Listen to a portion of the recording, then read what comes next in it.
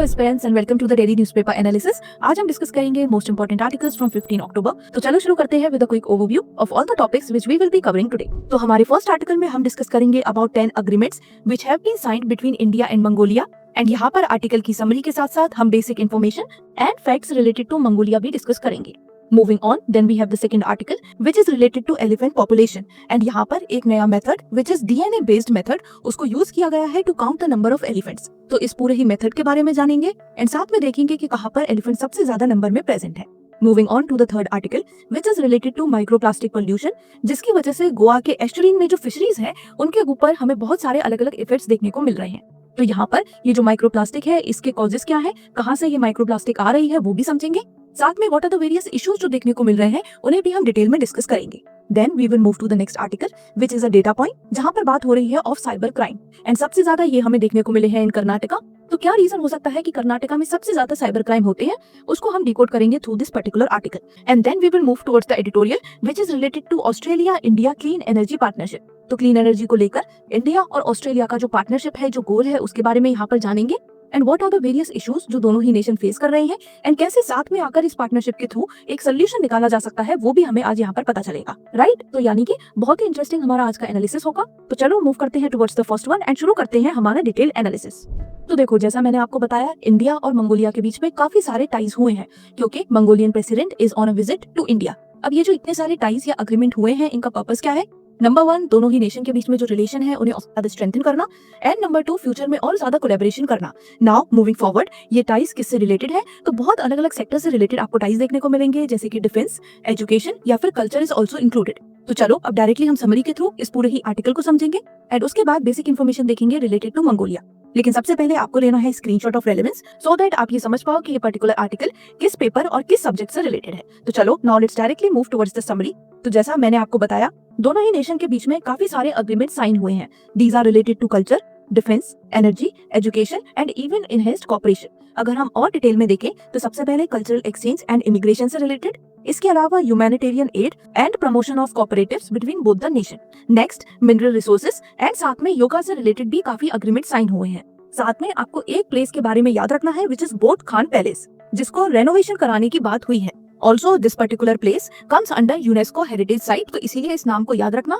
ये दोनों ही नेशंस के बीच में जो अग्रीमेंट हुआ है उसमें इट इज इंक्लूडेड। ठीक है, मूविंग ऑन, इंडिया ने ये भी अनाउंस किया है कि मंगोलियन सिटीजन को ई वीजा दिया जाएगा एंड साथ में वहाँ की जो आर्म्ड फोर्सेस है उनको इंडिया ट्रेनिंग प्रोवाइड करेगा। मूविंग फॉरवर्ड, यहाँ पर एक और इंपॉर्टेंट इन्फॉर्मेशन है जो आपको याद रखनी है with respect to oil refinery, कि वहाँ पर ऑयल रिफाइनरी प्रोजेक्ट में India is going to invest. India fund करेगा एंड साथ में सपोर्ट करेगा इस पूरे ही प्रोजेक्ट को। टॉकिंग अबाउट कि इस प्रोजेक्ट की कॉस्टिंग कितनी है, तो अराउंड 14,000 करोड़ इसकी वैल्यू होने वाली है एंड ये इंडिया का अभी तक लार्जेस्ट ओवरसीज प्रोजेक्ट है। यहाँ पर अराउंड 2500 इंडियन प्रोफेशनल्स जाएंगे जो वर्क करेंगे विद मंगोलियन प्रोफेशनल्स। ऑल्सो इसका पूरा ही पर्पस है कि जो मंगोलिया की डिपेंडेंसी है on China and Russia for the resources for the energy वो कम हो जाए ताकि ये अपनी खुद से एनर्जी बना पाए। तो इसीलिए ये जो पूरी ही ऑयल रिफाइनरी है इसको बनाने में इंडिया मंगोलिया का सपोर्ट करेगा। मूविंग ऑन, ये मैंने आपको बता ही दिया कि वहाँ पर जो डिफेंस फोर्सेज है उनको ट्रेनिंग प्रोवाइड करने में भी India is going to help. Moving forward, PM Modi ने दोनों ही नेशन को स्पिरिचुअल सिबलिंग कहकर डिनोट किया because they are connected through Buddhism.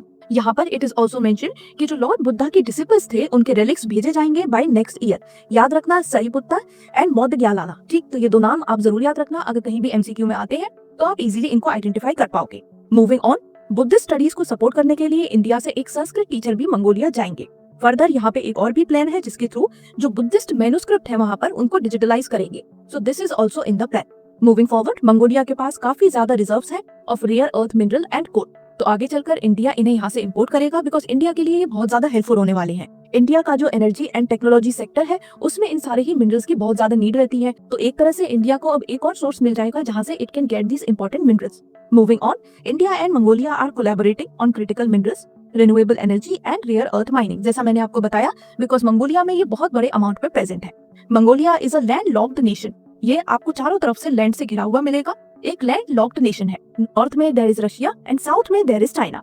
ठीक है, तो इस वजह से यहाँ से जितना भी कोल एक्सपोर्ट होता है या तो वो रशिया जाता है या फिर चाइना, सबसे ज्यादा चाइना जाता है। ठीक, moving on, talking about symbolic highlight, तो ये जो पर्टिकुलर मीटिंग है ये हाईलाइट करती है दोनों ही नेशन के इंप्रूविंग या फिर बेटर होते रिलेशंस को जो ऑलरेडी काफी टाइम से बहुत अच्छे हैं।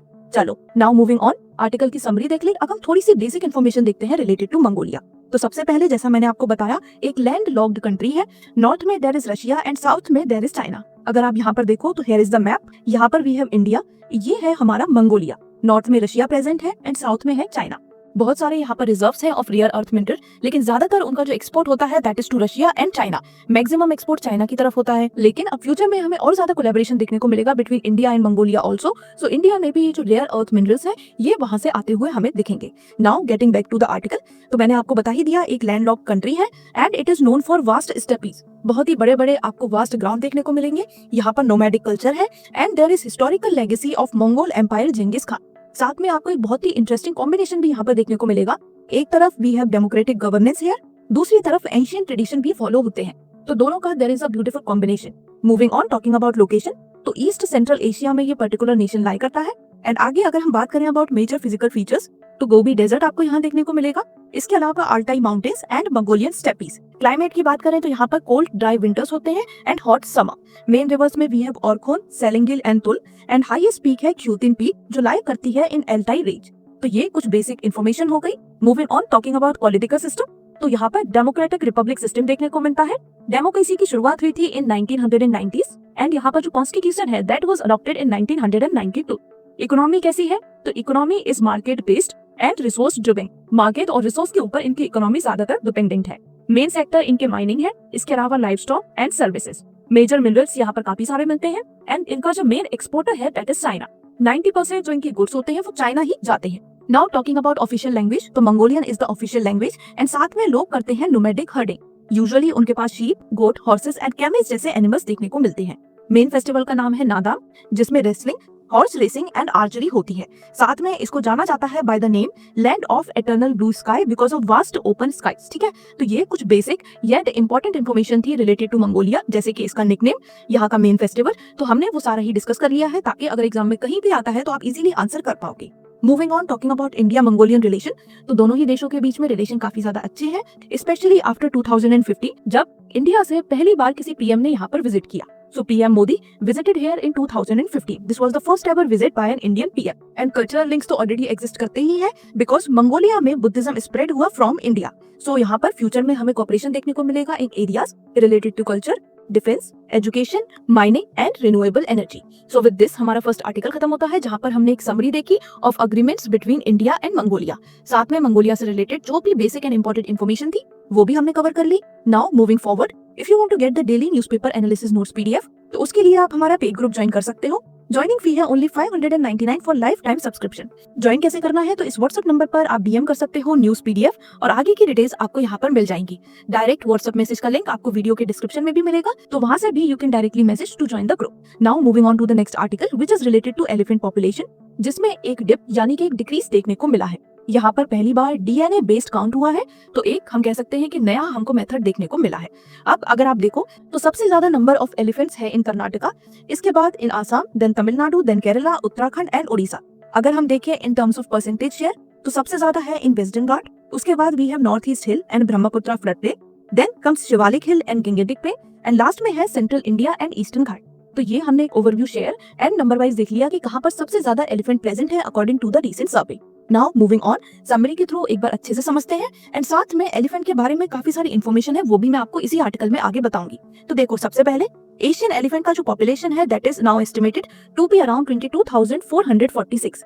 17% के अराउंड डिक्रीज हुआ है फ्रॉम द प्रीवियस नंबर। यहाँ पर synchronous all India elephant estimation किया गया by ministry of environment, forest and climate change. तो ये जरूर याद रखना कि ये जो पूरा ही काउंटिंग हुआ है, पूरा ही एस्टिमेशन हुआ है, it is done by ministry of environment, forest and climate change. And यहाँ पर they have used a new model for estimation which is DNA sampling. सबसे ज्यादा नंबर कर्नाटका में है, उसके बाद नंबर 2 पे ही है Assam. Karnataka continues to host the largest elephant population, यानी इससे पहले वाला जो सर्वे था उसमें भी कर्नाटका में हाईएस्ट है एंड अभी जी कर्नाटका में हाईएस्ट है। Moving on, talking about the methodology, क्या नई टेक्निक यूज की गई है, तो DNA का यूज किया है जिसको एक्सट्रैक्ट किया गया था from the Dang samples of the elephant. अलग अलग जगह से ये डंग सैंपल्स कलेक्ट किए, उनमें DNA एनालाइज किया एंड उसकी मदद से एक अलग इंडिविजुअल एलिफेंट को आइडेंटिफाई किया गया। तो यहाँ पर पहली बार हमने देखा कि जेनेटिक डेटा का यूज करके एलिफेंट को काउंट किया so that we have accurate and correct number. एक तरह से अगर आप देखो तो ग्राउंड सर्वे और जेनेटिक डेटा दोनों को ही इंक्लूड किया गया है, दोनों की ही मदद से हमें ये एक्यूरेट नंबर मिला।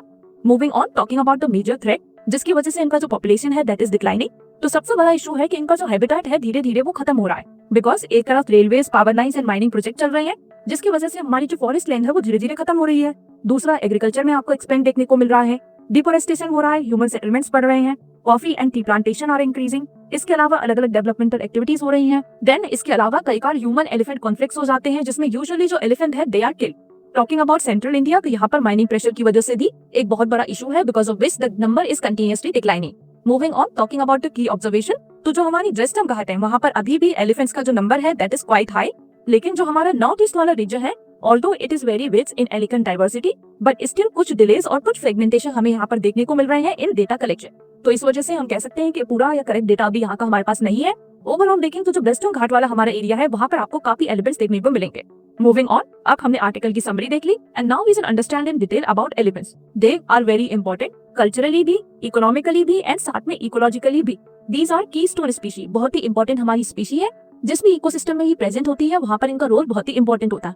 फॉर एग्जाम्पल सीड डिस्पर्सल में मदद करती है, which is very very important. Moving on, अब देखो एलिफेंट्स की बात करें तो there are two major categories, number 1 African elephant and number 2 Asian elephant. ऊपर जो हमने न्यूज आर्टिकल डिस्कस किया that was related to the population of Asian elephant. Asian elephant को आगे हम फर्दर 3 कैटेगरीज में डिवाइड करते हैं।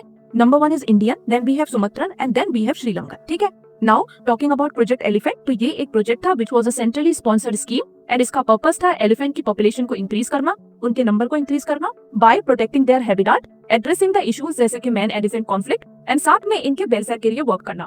So this was the entire purpose of elephant project. ठीक है, स्पीशीज हमने ऑलरेडी डिस्कस कर ही ली। साथ में मैंने आपको ये भी बता दिया कि जो एशियन एलिफेंट्स होते हैं they are further classified into 3 sub groups. ठीक, इंडिया में majorly they are present in south India, north east India and central India, eastern India. जो भी हमारी स्टेट है एक बार आप उनका नाम पढ़ सकते हो। करंट पॉपुलेशन हमने डिस्कस कर ही ली, हाईएस्ट है इन कर्नाटका। अब देखो एलिफेंट की बात करें तो एक तो इन्हें बहुत ही बड़ा एरिया चाहिए होता है, बिकॉज दे माइग्रेट, एक जगह से दूसरी जगह ही मूव करते रहते हैं। दूसरा, they need a lot of trees, क्योंकि शेड में रहकर ये अपने टेम्परेचर को कंट्रोल करते हैं। इनकी बॉडी में स्वेट ग्लैंड प्रेजेंट नहीं होते, तो इसीलिए अपने ऊपर मिट्टी डालकर या फिर अपने जो ईयर्स होते हैं उन्हें फ्लैप करके ये अपने टेम्परेचर को कंट्रोल करने की कोशिश करते हैं।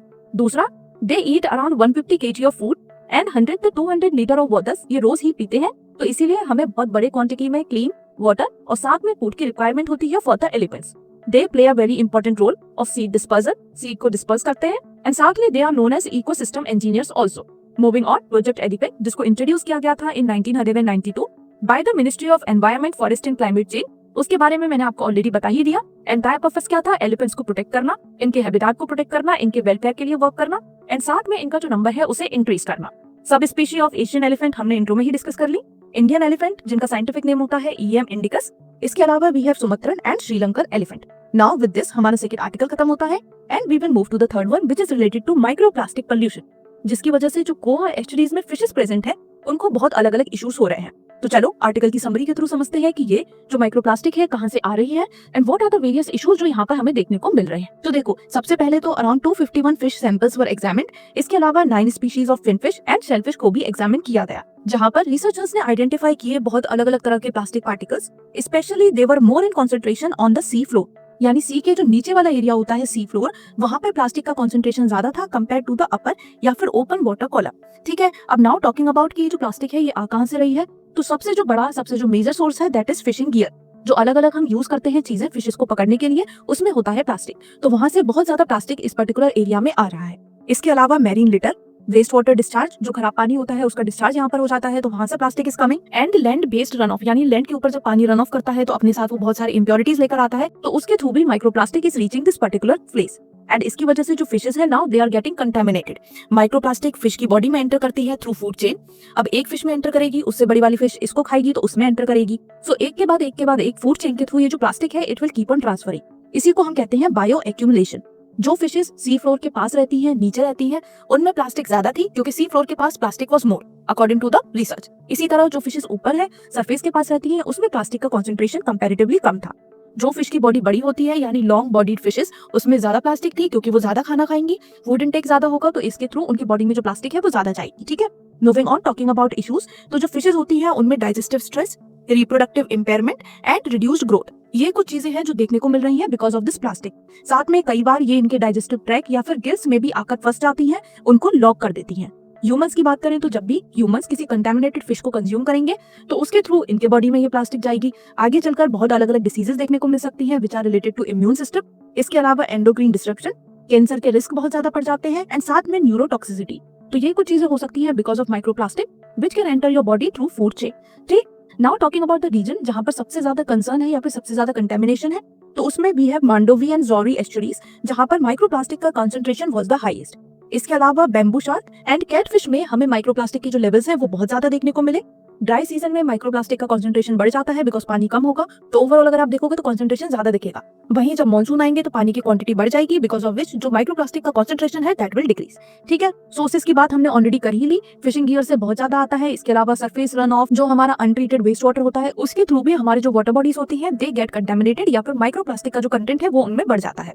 रिकमेंडेशन यहाँ पर हमारे आर्टिकल में कुछ मेंशन की गई है जैसे कि प्लास्टिक वेस्ट मैनेजमेंट का जो सिस्टम होना चाहिए दैट शुड बी स्ट्रेंथेंड और ज्यादा स्ट्रिक्ट इसको करने की जरूरत है। दूसरा, फिशिंग गियर्स जो अभी प्लास्टिक के बने होते हैं उनकी जगह हमें कुछ बायोडिग्रेडेबल ऑल्टरनेटिव्स को यूज करना चाहिए बिकॉज इसके थ्रू वाटर की जो क्वालिटी है, वाटर में जो पोल्यूशन है वो नहीं बढ़ पाएगा। दूसरा, माइक्रोप्लास्टिक पोल्यूशन को मॉनिटर करना टाइम टू टाइम एंड साथ में पब्लिक को अवेयर करना इज वेरी वेरी इंपॉर्टेंट, क्योंकि अगर हम लोगों को अवेयर कर पाए तो इवेंचुअली ऐसा पॉसिबल है कि ये जो माइक्रोप्लास्टिक हमारी वाटर बॉडीज में जा रही है इसको हम कम कर पाए। ठीक है, सो विद दिस हमारी आर्टिकल की समरी हो गई, लेकिन आर्टिकल में हमने दो वर्ड देखे, एस्चुरी एंड कोस्टल वाटर। तो अब इन दोनों का मतलब क्या है? सबसे पहले एस्चुरी की बात करें तो ये एक सेमी एनक्लोज्ड कोस्टल बॉडी होती है ऑफ वाटर।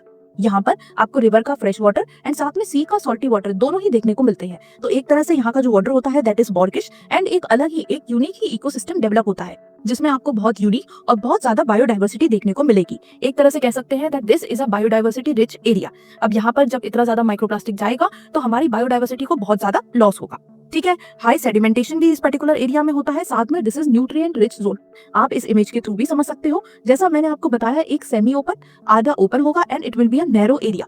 तो ये होता है हमारा एस्चुरी। यहाँ पर रिवर का फ्रेश वाटर एंड सी का सॉल्टी वाटर दोनों ही आपको देखने को मिलते हैं बिकॉज ऑफ विच एक यूनिक इकोसिस्टम यहाँ पर डेवलप होता है।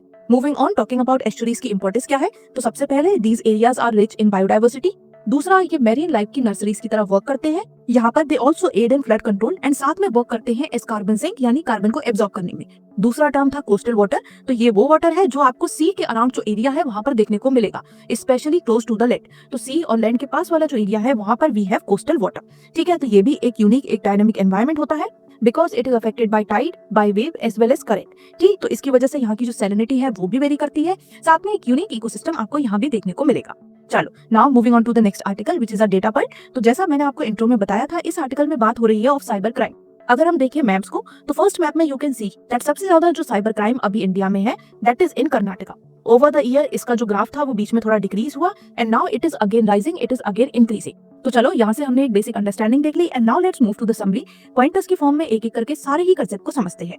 तो साइबर क्राइम जैसे कि फेक जॉब का ऑफर, ऑनलाइन इन्वेस्टमेंट फ्रॉड या फिर किसी और को इम्पर्सोनेट करना यानी कोई और बनकर बात करना, किसी को फेक करना, या फिर सोशल मीडिया फ्रॉड, ये सारी चीजें इंक्रीज हुई है पूरे ही नेशन में, लेकिन सबसे ज्यादा इंक्रीज देखने को मिलेगा इन कर्नाटका। अब ये हुआ क्यों है? तो देखो, इसके बहुत सारे रीजंस हो सकते हैं जिसकी वजह से Karnataka has now become a cyber crime hotspot. Number 1, digital connectivity यहाँ पर बहुत बेटर है कंपेयर टू डिफरेंट प्लेसेस। दूसरा, यहाँ पर जो साइबर क्राइम से रिलेटेड केसेस हैं उनकी रिपोर्टिंग ज्यादा होती है and they have a dedicated cyber police station. तो ऐसे में जब भी कहीं किसी क्राइम की रिपोर्टिंग ज्यादा होगी तो ऑब्वियसली आपको देखने को मिलेगा कि वहाँ पर ज्यादा क्राइम हो रहा है। काफी एरियाज में रिपोर्टिंग नहीं होती तो उसका हमारे पास डेटा ही नहीं होता। दूसरा, यहाँ पर बहुत सारे IT वर्कफोर्स वाले लोग प्रेजेंट हो तो उनको इन्फ्लुएंस करना, उनके साथ प्लॉट करना और ज्यादा इजी हो जाता है एंड इसीलिए एक अलग से exclusive cyber crime police station and cyber forensic unit भी यहाँ पर स्टैब्लिश की गई है इन 2017। याद रखना कि जब भी कोई किसी को इम्पर्सोनेट करता है then that crime falls under section 66D of Information Technology Act 2000। अब इसका मतलब क्या है? तो सिंपली दिस मीन्स कि किसी भी कम्युनिकेशन डिवाइस या कंप्यूटर रिसोर्स के थ्रू अगर कोई भी चीट करता है किसी दूसरे पर्सन को बाय इम्पर्सोनेटिंग एनीवन एल्स, तो वहाँ पर ये पर्टिकुलर सेक्शन अप्लाई होता है अंडर विच 30 साल की इम्प्रिजनमेंट या फिर fine up to 1 lakh rupee can be given as a punishment. Moving on, talking about cyber crime increasing. तो यहाँ पर अलग अलग टाइप्स के क्राइम आपको देखने को मिलेंगे, जैसे कि कोई आपको जॉब का लालच दे सकता है या फिर आपको कोई ऑनलाइन बिजनेस के बारे में बताएंगे, दे विल टेल कि आप बहुत ज्यादा प्रॉफिट यहाँ से कर पाओगे। तो अलग अलग तरह के क्राइम्स अभी हमें प्रेजेंट में देखने को मिलते हैं। नेशनल ट्रेंड की बात करें तो ओवरऑल इंडिया में भी साइबर क्राइम में there has been a significant rise, लेकिन फिर भी जो कन्विक्शन रेट में वो अभी भी बहुत ज्यादा कम है कंपेयर टू द नंबर या कंपेयर टू द क्राइम। तो एक तरह से हम कह सकते हैं कि यहाँ पर जो हमारा पूरा ही सिस्टम है वो वीक शो होता है बिकॉज उतने ज्यादा कन्विक्शन नहीं हो रहे हैं जितने क्राइम हमें देखने को मिलते हैं। तो यही कुछ चैलेंजेस हैं जो हमें देखने को मिलते हैं with respect to cyber crime. Number 1, conviction rate बहुत ज्यादा कम है। 4 केसेस में सिर्फ एक ही केस ऐसा होता है जिसमें कंविक्ट को सजा मिलती है। दूसरा, बहुत ज्यादा डिले देखने को मिलता है इन प्रोसिक्यूशन। इसके अलावा अभी अगर हम देखें तो जो भी क्रिमिनल्स होते हैं वो बहुत अलग अलग टेक्नोलॉजी का यूज करते हैं, because of which tracking them also becomes difficult. ठीक है, तो यहाँ पर इस पूरे आर्टिकल में हमने साइबर क्राइम के बारे में डिस्कस किया। याद रखना कि सबसे ज्यादा है इन कर्नाटक। एंड यहाँ पर हमारा आज का पूरा ही न्यूज़पेपर एनालिसिस खत्म होता है। पीडीएफ में सारे ही आर्टिकल और नोट्स के बाद आपको मिलते हैं काफी सारे प्रैक्टिस क्वेश्चन, सो दैट आपने आज जितने भी आर्टिकल पढ़े उनको आप क्विकली रिवाइज कर पाओ। आज की बात करें तो आप सबको ही बताना है answer of question number 5 in the comment section. Question related है to Mongolia geographical situation. Mongolia कहाँ पर लोकेटेड है? लैंडलॉक्ड कंट्री है, 2 नेशन के बीच में लाई करता है, तो जल्दी से बताओ which is the correct option in the comments. And इसके अलावा if you have any doubt any query you can ask me in the comment section. मैं आपसे मिलूंगी in the next analysis. Till then bye bye, take care, पढ़ाई करते रहो।